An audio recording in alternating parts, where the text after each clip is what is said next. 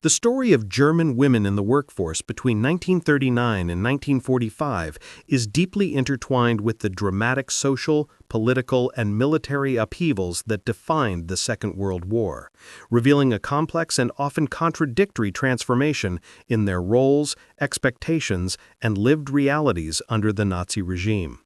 To understand their experiences during the war, it is essential to appreciate the ideological framework laid down by the Nazis during the 1930s, a period in which Adolf Hitler's government promoted a rigid, racialized vision of gender that emphasized women's biological duty to produce racially pure offspring, maintain the household, and embody the moral backbone of the nation. Nazi propaganda glorified motherhood through policies such as the Mother's Cross, financial incentives for marriage, campaigns encouraging large Aryan families, and restrictive measures intended to remove women from professional careers, especially in higher-level administrative, legal, and academic fields. Women were encouraged to leave the workforce, surrender positions considered unsuitable, and refocus their energy on the triad of Kinder, Küche, Kirche, children, kitchen, church, which formed the ideological cornerstone of the regime's gender policies. Yet beneath this facade of traditionalism, Germany, like all industrialized states, remained dependent on women's labor, particularly in agriculture, education, nursing, and domestic service, sectors that had long relied on female workers and continued to do so even as the Nazis publicly resisted acknowledging their economic significance. This tension between ideological purity and practical necessity would come to define the regime's response to the mounting pressure of total war. When Germany invaded Poland in 1939 and Europe descended into global conflict, the contradictions embedded in Nazi gender ideology began to fracture under the weight of military mobilization, manpower shortages, and the demands of an expanding war economy. As millions of German men were drafted into the Wehrmacht and deployed across Europe, the leadership found itself grappling with a rapidly shrinking labor pool, especially in agriculture and industry, both of which were essential for sustaining the war machine. Despite this, the Nazi government initially refused to carry out the mass mobilization of German women seen in countries like Britain or the Soviet Union, insisting that maintaining the German family and the racial health of the nation was more important than filling factory floors. Hitler and his senior ministers insisted that conscripting women into industrial labor on a large scale would damage social stability, disrupt motherhood, and contradict the ideological foundation of the regime. As a result, early wartime labor shortages were addressed through the increased reliance on voluntary women's labor, minor adjustments to employment restrictions, and most significantly, the widespread deployment of foreign and forced laborers imported from occupied territories. These workers, millions of them, would eventually make up a substantial portion of the German labor force, effectively delaying the full-scale mobilization of German women until the mid-war years, when the scale of German losses and the demands of the battlefield forced the regime to reconsider its policies. Throughout the early years of the war, German women's participation in the workforce grew gradually but unevenly, shaped by regional needs, class differences, and the evolving demands of the war economy. In factories, women increasingly replaced men in roles ranging from textile production to assembly work in small military workshops, though the Nazi leadership remained reluctant to place them in the heaviest forms of industrial labor.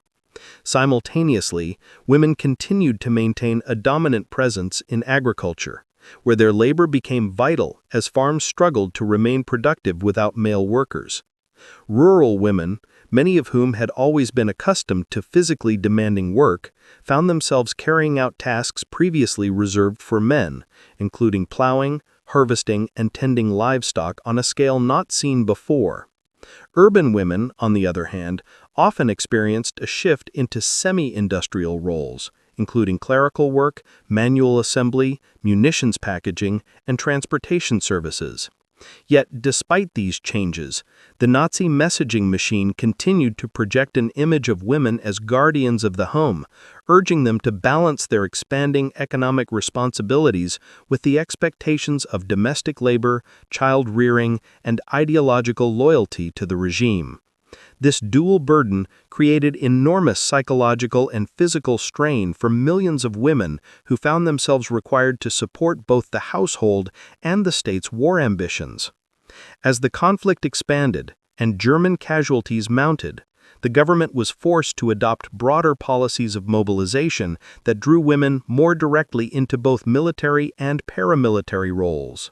The creation and expansion of the Helferin Corps, women's auxiliary services attached to the Luftwaffe, Kriegsmarine, and the Army, marked a significant shift in the regime's approach to women. Women serving as communications operators, typists, clerks, air raid wardens, transportation assistants, weather personnel, and administrative staff became essential components of the war apparatus, freeing men for frontline service and keeping critical military operations running. These women did not have formal combat roles, consistent with Nazi ideology, but they increasingly operated in environments that exposed them to the dangers of war, including air raids, frontline proximity, and the collapse of German defenses in the last stages of the conflict. By 1943-44, shortages had grown so severe that Joseph Goebbels delivered his famous Total War speech, urging a national mobilization that included women's labor without exceptions, though even then the regime hesitated to fully match the mobilization levels seen in Allied countries. Despite this hesitation, the number of women in war-related work increased sharply, filling roles in armaments factories, transport networks, and civil defense organizations. Meanwhile, German society experienced rapid shifts in gender norms as everyday realities forced women to operate machinery, manage businesses, and make decisions traditionally reserved for men, even while the official ideology refused to acknowledge these transformations. Yet, the German wartime workforce cannot be understood solely through the lens of voluntary labor or state mobilization. It must be viewed in the context of the massive coercive labor system that became the backbone of the Nazi economy. Millions of foreign laborers, prisoners of war, and concentration camp inmates, many of them women, were forced into grueling, often deadly labor under horrific conditions. These laborers worked in agriculture, industry, domestic service, transportation, and military support services, frequently alongside German women who benefited socially or materially from their exploitation. While German women enjoyed certain protections and privileges due to their racial status, the presence of foreign workers dramatically altered the social and economic landscape of wartime Germany, shaping the ways in which German women understood their own labor, identity, and place within the Nazi hierarchy. This hidden workforce relieved the regime from having to mobilize German women on a scale comparable to that of its enemies, preserving the ideological illusion that German womanhood remained focused on motherhood and domestic life, even as millions of women were effectively functioning as active participants in war production. By 1944, however, the war had turned decisively against Germany, and the collapsing front lines, intensified bombings, and mounting shortages forced women into even more demanding forms of labor. As cities were destroyed and infrastructure crumbled, women served as emergency responders, fire brigade assistants, rubble clearers, and logistic workers, often working day and night to maintain basic services and keep their families alive under increasingly desperate conditions. The final months of the war saw the breakdown of ideological restrictions as survival became the nation's only priority. Women found themselves performing tasks once unimaginable under Nazi doctrine, including handling machinery, operating damaged transport networks, and taking local administrative responsibility as male officials fled, died, or were conscripted into last-minute military formations. When the Third Reich finally collapsed in 1945, German women faced not only the emotional trauma of defeat, but also the practical burden of rebuilding destroyed cities, caring for wounded soldiers, supporting surviving family members, and navigating the complex social upheavals of the post-war era. Their wartime experiences, often overlooked in narratives focused on male combat, left a profound legacy that shaped the reconstruction of Germany, shifted long-standing gender norms, and forced a reckoning with the contradictions of Nazi ideology, which had both restricted and depended upon women's labor. Thus, the study of German women in the workforce during the years 1939 and 1945 reveals a paradox at the heart of the Nazi state. A regime that preached domesticity and motherhood for Aryan women, yet relied heavily on their labor to sustain a total war effort. A society that claimed to uphold traditional gender roles, yet demanded unprecedented physical, industrial, and administrative contributions from women. A system that idealized racial purity, yet exploited millions of foreign and forced laborers to maintain its economy. German women were not passive bystanders, but active participants. The rise of the Nazi regime in 1933 marked a profound transformation of German society, particularly in the construction of gender roles and expectations. Women in Germany during these pre-war years found themselves navigating a political landscape that sought simultaneously to elevate their symbolic importance while limiting their public visibility. The Nazi worldview rested heavily upon rigid gender divisions. Men were soldiers, leaders, and political agents, while women were mothers, caregivers, and cultural preservers of the Aryan race. Yet beneath the surface of this ideological framework lay contradictions that would become increasingly visible as the regime prepared for war. At the core of Nazi ideology was the belief that German women carried a biological mission essential to the survival and strength of the nation. Their primary duty, as articulated by Adolf Hitler and numerous Nazi theorists, was to produce racially pure children to populate the envisioned thousand-year Reich. This biological nationalism shaped every policy directed at women, from education and employment restrictions to marriage incentives and propaganda campaigns. Organizations such as the National Socialist Women's League, or NS-Frauenschaft, and the German Women's Enterprise, Deutsches Frauenwerk, were mobilized to spread the message that a woman's worth was measured less by her professional contributions and more by her commitment to the household and motherhood. The regime's early years were defined by a systematic push to remove women from sectors considered inappropriate for their gender. Women were discouraged, sometimes explicitly barred, from pursuing higher education, law, medicine, and public administration. University attendance among women dropped sharply after 1933 due to quotas and ideological indoctrination that framed academic ambition as incompatible with femininity. Similarly, civil service laws curtailed employment opportunities for married women, reinforcing the expectation that they remain at home to raise children. These measures were supported by state-funded marriage loans and benefits for large families, which rewarded women who embraced domestic roles. Despite the heavy emphasis on motherhood, the Nazi approach to women's roles was not entirely uniform. Propaganda portrayed the ideal German woman as a blend of traditional and modern qualities: healthy, athletic, racially pure, disciplined, and loyal to the state. She was expected to maintain a household, raise children, and embody the moral values of the Volksgemeinschaft, or people's community. At the same time, she was encouraged to participate in physical fitness programs, service organizations, and community welfare activities. This combination served to prepare women not only for motherhood, but also for future mobilization, as the political climate shifted toward militarization. The Nazi state also manipulated the image of women to reinforce its broader racial policies. Motherhood was elevated to a state duty, leading to programs such as the Mother's Cross, or Mutterkreuz, awarded to women who bore multiple children. These awards further cemented the association between maternity and patriotism. Women's bodies became tools of national policy, with reproductive practices closely monitored and shaped by racist ideologies. Women who did not fit the ideal, whether due to racial background, political beliefs, or physical and mental disabilities, faced sterilization, institutionalization, or worse.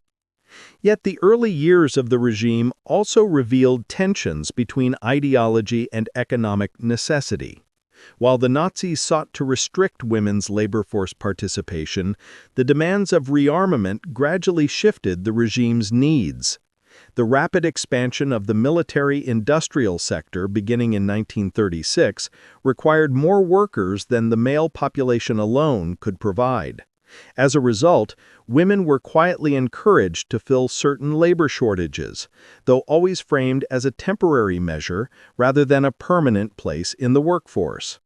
This shift foreshadowed the dramatic changes that would follow once war began. By 1939, German women lived in a complex environment. They were celebrated as cultural and biological pillars of the nation, yet their autonomy was sharply curtailed. They faced both ideological pressure and state regulation, dictating their personal lives, careers, and family planning. Education and employment opportunities were constrained unless aligned with Nazi goals. But despite these restrictions, women formed an essential part of the social and economic fabric that sustained the early Nazi state. This chapter lays the foundation for understanding how the tensions within Nazi gender ideology, between tradition and necessity, would erupt into full view as Germany entered the war. With rearmament intensifying and male conscription expanding, the regime's earlier insistence that women remain outside the workforce would collide with the practical demands of wartime mobilization, transforming women's roles in ways that neither policymakers nor propagandists had initially envisioned. With the outbreak of war in September 1939, Germany was thrust into a rapidly evolving labor crisis that challenged the ideological commitments of the Nazi regime. Before the war, Adolf Hitler and his ministers believed the conflict would be short and decisive, requiring minimal disruption to domestic life. However, the demands of total war soon exposed the limitations of the pre-war policy that relegated women primarily to the household. As millions of men were conscripted into the Wehrmacht, industries crucial to the war effort began to feel the strain of labor shortages, forcing the state to reconsider women's roles in the workforce. Initially, Nazi leaders resisted full-scale mobilization of women. They feared that encouraging women to enter factories en masse would conflict with the ideological emphasis on motherhood and the sanctity of the home. Propaganda continued to portray women as supporters of soldiers and caretakers of families rather than industrial laborers. Yet the reality of wartime production made these ideals increasingly unsustainable. Armaments production, transportation networks, agriculture and communication sectors all experienced growing pressure as the war expanded across Europe. In the early war years, the German government adopted a piecemeal approach to women's mobilization. Rather than issuing sweeping directives, officials introduced targeted measures designed to maintain ideological purity while addressing specific labor needs. Women were encouraged, though not yet forced, to take on roles in light industry, clerical work, and agriculture. Many entered the workforce voluntarily, driven by patriotism, financial necessity, or personal circumstances created by the absence of male family members. One of the most significant early developments was the increased reliance on women in the agricultural sector. As men left farms to join the military, women filled essential roles in food production. The Reich food estate introduced programs to recruit urban women for seasonal farm labor, a form of mobilization that aligned more comfortably with Nazi notions of femininity. Working the land was framed as a natural extension of women's nurturing role and as a contribution to the survival of the nation. The government also expanded women's participation in the labor service. The Reich Labor Service for Women, RADWJ, established before the war, became a critical tool for organizing female labor. Although originally intended to instill discipline and ideological commitment, the RADWJ shifted toward practical labor deployment. Women in the service engaged in agricultural, domestic, and clerical tasks, supporting both the civilian economy and the early war effort. Despite these initiatives, the German leadership remained reluctant to implement compulsory mobilization for women. The regime's hesitation was influenced by both ideological commitments and concerns about public morale. Many German families resisted the idea of married women and mothers entering industrial labor, and Nazi officials feared social unrest if they pushed too aggressively. Moreover, Hitler himself resisted comparisons to Britain, where women were mobilized widely and openly from the outset. By 1941, however, the situation had grown more urgent. Germany's expansion into Eastern Europe created administrative and logistical burdens that required significant labor support.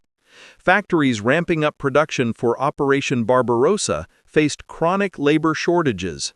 Even with the use of foreign labor and prisoners of war, demand continued to outpace supply. The Nazi state began to acknowledge that women's contributions were indispensable to sustaining the war economy. The early war years, therefore, represent a transitional period in Germany's labor policy.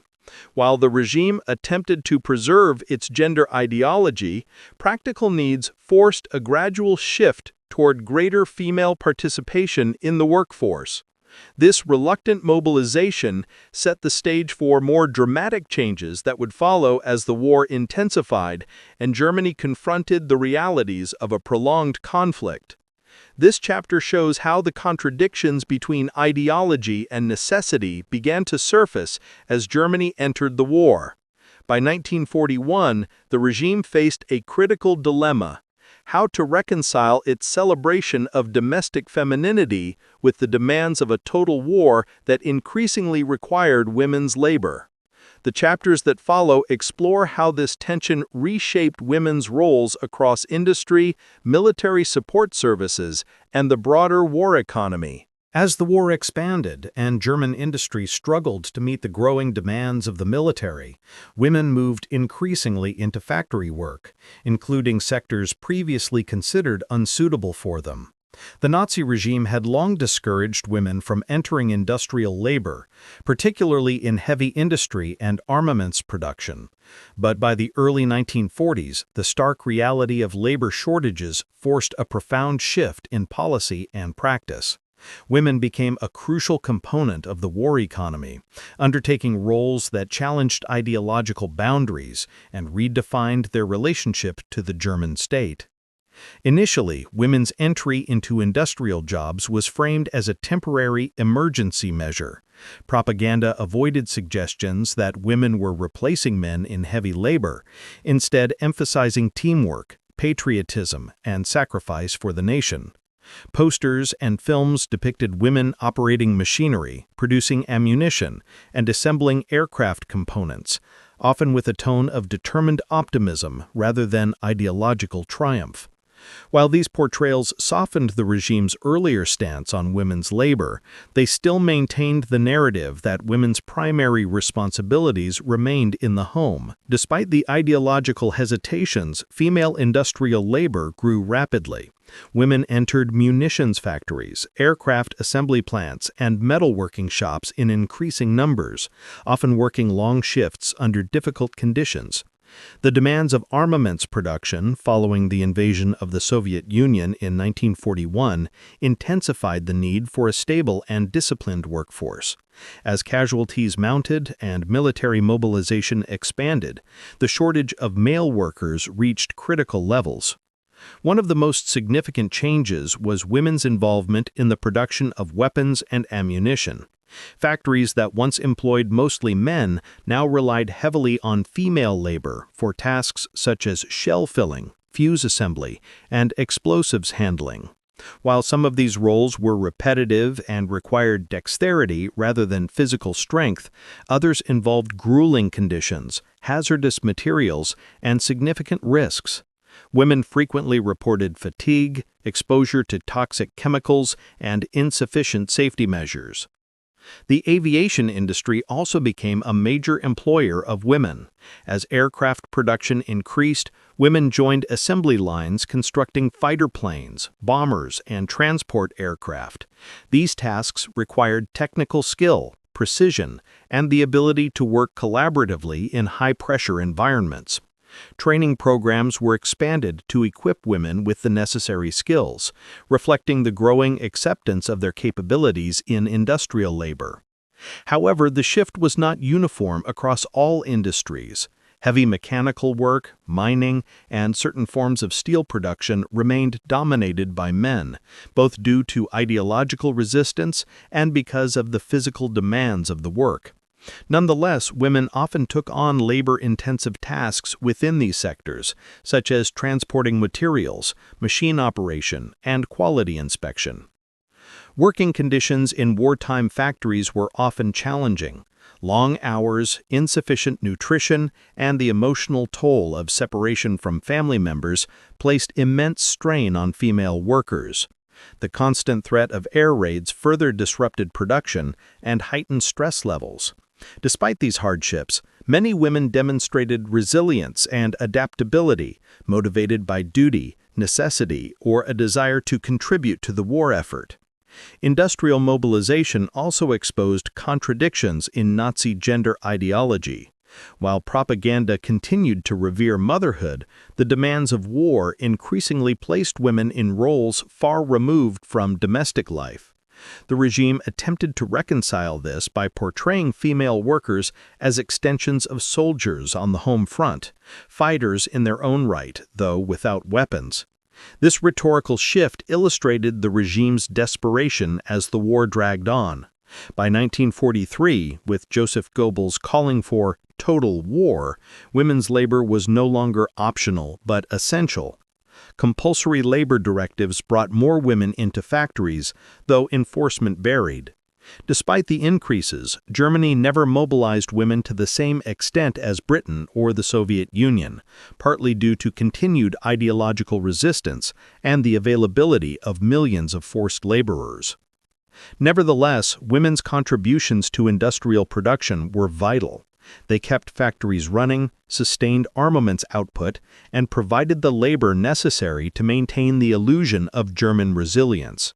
Their work marked a significant, though often overlooked, chapter in the history of the war economy, one in which the boundaries of gender roles were redrawn under the pressures of total war. This chapter highlights how industrial labor transformed women's roles, challenged Nazi ideology, and demonstrated the essential nature of their contributions. The next chapters explore other sectors in which women played crucial roles, including administrative work, auxiliary services, and military support functions. As Germany's war machine expanded beyond the capacity of traditional military structures, auxiliary services became an indispensable component of the wartime workforce. These roles, spanning administration, communication, logistics, and support functions, were overwhelmingly filled by women. Unlike industrial labor, which challenged ideological norms by placing women in physically demanding environments, auxiliary roles were more easily integrated into the Nazi narrative of feminine duty and national service. This compatibility made auxiliary work one of the most significant avenues through which German women contributed to the war effort. Women served as clerks, typists, secretaries, telephone operators, telegraph technicians, and logistical assistants across government agencies, military offices, and industrial sectors. Their presence became especially crucial as male office workers were drafted into the armed forces, leaving administrative roles vacant. To bridge these gaps, the government expanded training programs aimed at preparing women for clerical and technical work. These programs emphasized discipline, efficiency, and ideological loyalty. One of the most visible forms of auxiliary service was the role of the Kriegshilfsdienst, or War Assistance Service. Established to coordinate the deployment of women in essential war-related tasks, the KHD recruited thousands of women into communication networks, transportation assistance, and office administration. Members wore uniforms, adhered to strict rules, and operated under military-like hierarchies. Their work ensured that the administrative machinery of the state continued to function, even as the war strained Germany's resources. Communication services became another major avenue for female participation. Women operated telephone exchanges, maintained telegraph lines, and handled military correspondence. Their roles required accuracy, discretion, and emotional resilience as they regularly transmitted messages about troop movements, supply shortages, and the fates of soldiers in combat zones. These positions, though often overlooked, were vital to maintaining the communication networks that sustained military operations. Women also served in the Reich Post and rail services, directing civilian and military traffic, issuing documents, and managing wartime communication logistics. Many were assigned to air raid warning systems, where they monitored radar screens, operated sirens, and coordinated civil defense responses. These roles placed women at the heart of Germany's internal defense infrastructure, giving them responsibilities previously reserved for men. Auxiliary work extended into scientific and technical fields as well. Women assisted in laboratories, weather stations, and engineering bureaus, contributing to research and development projects supporting the war effort. Their work included compiling meteorological data for military planning, cataloging technical blueprints, and conducting routine laboratory tests. While these tasks were often repetitive, they were crucial to maintaining the operational readiness of the armed forces. Propaganda played an important role in shaping the public perception of auxiliary workers. Posters and newsreels depicted women in pressed uniforms, confidently operating machinery, or handling communication equipment.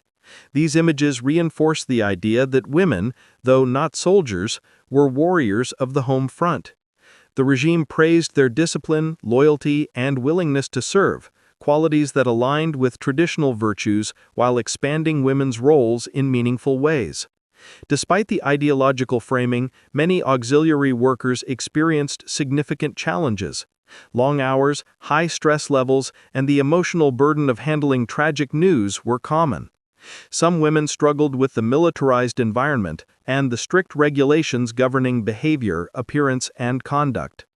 Nevertheless, many auxiliary workers took pride in their roles, viewing their service as a form of national contribution and personal empowerment. As the war continued and Germany faced increasing pressure, auxiliary roles expanded further, bridging civilian and military spheres. Women in these positions formed the backbone of the administrative and logistical systems that sustained the German war effort. This chapter highlights how auxiliary services provided a crucial outlet for women's contributions while maintaining ideological coherence within the Nazi framework. The next chapter will explore women's more direct involvement with the military, including non-combat service in uniformed organizations. As the war intensified and Germany faced rising military demands, women increasingly took on uniformed roles in non-combat positions across the armed forces. Although Nazi ideology forbade women from serving as soldiers, the practical needs of a total war meant that they were essential for support roles within the Wehrmacht, Luftwaffe, and Kriegsmarine. Women served as radio operators, flight controllers, anti-aircraft support staff, nurses, administrative officers, and technical assistants. Their work freed men for frontline duty and played a vital role in maintaining military efficiency. One of the most significant women's units was the Helferinnen Corps, made up of female auxiliaries trained to support the military's growing administrative and communication needs. These women wore uniforms, adhered to military discipline, and lived in barrack-style accommodations.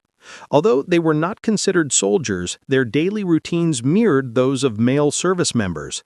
In the Luftwaffe, women served as communication specialists, telephone operators, radar assistants, and air defense personnel. They operated radio systems, tracked aircraft movements, and coordinated responses to Allied bombing raids. Their roles required technical skill and emotional resilience, especially during intense bombing campaigns, when rapid communication could mean the difference between life and death for civilian populations. The Wehrmacht relied heavily on female auxiliaries for logistical and clerical tasks. Women managed supply depots, coordinated transportation schedules, processed military paperwork, and assisted with intelligence gathering. Some served as map analysts, interpreting aerial photographs and preparing reports for commanding officers. Their work often placed them in proximity to high-level military planning, giving them insights into the broader war effort. Medical services represented another major area of female involvement. Nurses worked in military hospitals, field clinics, and mobile medical units, treating wounded soldiers and providing essential care under increasingly harsh conditions. As casualties mounted, the pressure on medical staff intensified, exposing women to traumatic experiences and physical risk. Many nurses served near front lines, where they faced air raids, shortages of medical supplies, and heavy workloads. The Kriegsmarine also employed women in coastal stations and naval communication centers. They operated signal equipment, maintained communication records, and supported U-boat operations. Although they were far from combat zones, their work played a critical role in maintaining naval coordination. Women in uniform faced challenges similar to male soldiers in terms of discipline, long hours, and emotional strain. However, they also encountered gender-specific issues, including discrimination, limited promotion opportunities, and social stigma attached to women working in male-dominated environments. Propaganda attempted to reconcile these contradictions by portraying female auxiliaries as loyal supporters of soldiers and protectors of the homeland, reinforcing their non-combat identity while acknowledging their indispensable contributions. As Germany moved toward total war, women's military support roles expanded even further. By 1944, female auxiliaries were deeply integrated into the operational structure of the armed forces, filling roles once considered unthinkable for women within the Nazi worldview. This chapter details the growing presence of women in uniform and their critical role in sustaining Germany's military operations. The next chapter turns to a darker side of wartime labor, the massive reliance on forced labor, foreign workers, and the hidden workforce that formed the foundation of Germany's war economy. While German women made significant contributions to the war effort, they represented only a fraction of the wartime labor force. The majority of the industrial and agricultural labor that sustained Germany's war economy came from foreign workers, prisoners of war, and concentration camp inmates. This hidden workforce, numbering in the millions, played a central role in maintaining production levels, compensating for labor shortages, and enabling the regime to avoid the full-scale mobilization of German women that was common in other countries. From the early years of the war, German conquests in Eastern Europe created a vast pool of forced laborers. Civilians, especially from Poland and the Soviet Union, were deported to Germany to work in factories, farms, and construction sites. They endured harsh conditions, long hours, inadequate food, and constant surveillance. Many were subjected to racial discrimination, physical abuse, and inhumane living conditions. The presence of forced labor allowed the Nazi regime to maintain ideological restrictions on German women, shielding them from the most grueling forms of work.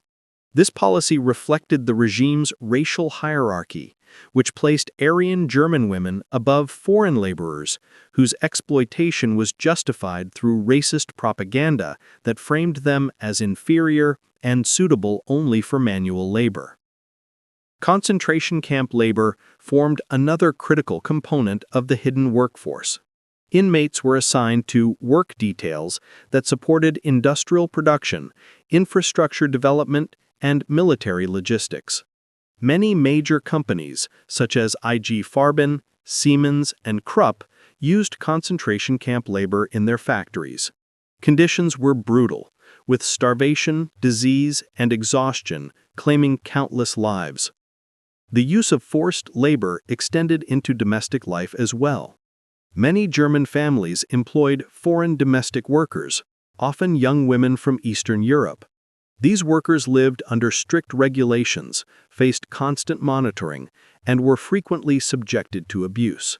They performed household tasks that allowed German women to take on other forms of wartime labor without compromising domestic responsibilities. Despite the enormous scale of forced labor, German society often minimized or ignored the suffering of these workers. Propaganda portrayed the system as efficient and necessary, while censorship hid the worst conditions from the public. Many Germans accepted the presence of foreign laborers as a normal aspect of wartime life, reinforcing the racial and ideological values of the regime. Women played an indirect role in sustaining the forced labor system. German women working in supervisory positions in factories, farms, or domestic roles sometimes oversaw or interacted with foreign laborers. Their involvement reflected the complex web of power, coercion, and complicity that characterized the wartime labor hierarchy. As the war progressed and labor needs intensified, the use of foreign and forced labor expanded dramatically. By 1944, forced laborers made up a significant majority of the industrial workforce. Their exploitation enabled Germany to continue fighting despite mounting casualties, economic strain, and the increasing disruption caused by Allied bombing. As Germany entered the final phase of the war, the collapse of its military, economic, and social structures profoundly affected women's roles and experiences. The intensification of Allied bombing, the advance of Soviet and Western forces, and the disintegration of the labor system created chaos that reshaped daily life. Women bore the brunt of this turmoil, navigating shortages, violence, displacement, and the breakdown of state authority. In the final year of the war, women's labor became more critical than ever. With massive casualties depleting the male population, women worked in factories, hospitals, transportation networks, and civil defense units. Goebbels' calls for total war demanded even greater sacrifices, urging women to set aside traditional roles and devote themselves fully to the war effort. Although the regime mobilized women more aggressively than before, these efforts came too late to reverse Germany's declining fortunes. Air raids devastated towns and cities, forcing women to take on new responsibilities in civil defense, firefighting, and rescue operations. The destruction of homes, schools, and workplaces created widespread displacement. Women often led families through evacuations, managing the survival of children and elderly relatives under increasingly desperate conditions. As the front lines approached German territory, women faced new dangers. In the east, the Soviet advance brought widespread violence, including mass sexual assaults, killings, and forced relocations. These traumatic experiences left deep scars on survivors and shaped post-war narratives of victimhood and suffering. The collapse of the forced labor system also had significant consequences. Many foreign laborers and concentration camp prisoners fled, revolted, or were liberated as Allied forces advanced. Factories ground to a halt, supply chains broke down, and agricultural production diminished. German women had to navigate this breakdown while confronting food shortages, fuel scarcity, and the loss of public services. With Germany's surrender in May 1945, women faced both relief and uncertainty. The occupation brought new authorities, new rules, and new responsibilities. Women often played key roles in rebuilding communities, clearing rubble, and restoring essential services. The post-war years saw significant shifts in gender roles, as women who had gained wartime experience in work and leadership confronted a society attempting to return to traditional norms. In the immediate aftermath, German women were essential to reconstruction efforts. Trümmerfrauen, or rubble women, became iconic symbols of resilience as they cleared debris from bombed cities. Women continued working in factories, offices, and hospitals, often out of necessity rather than choice. The long-term legacy of the war for German women was complex. On one hand, the Nazi period had reinforced traditional gender roles, restricted women's rights, and subordinated their identities to motherhood and racial ideology. On the other hand, the demands of total war had compelled women to enter new fields of labor, challenge societal expectations, and demonstrate adaptability and strength. Post-war governments in both East and West Germany drew on these wartime experiences in shaping gender policies. In East Germany, women's labor was celebrated and institutionalized, while in the West, cultural pressures pushed women back into domestic roles, even as economic demand kept them in the workforce. The story of German women during World War II is ultimately one of contradiction between ideology and necessity, empowerment and exploitation, suffering and resilience. Their experiences revealed the profound ways in which total war reshapes societies, forcing individuals and institutions to confront realities that challenge deeply held beliefs. The legacy of their contributions continues to inform historical memory, gender debates, and interpretations of the Nazi period.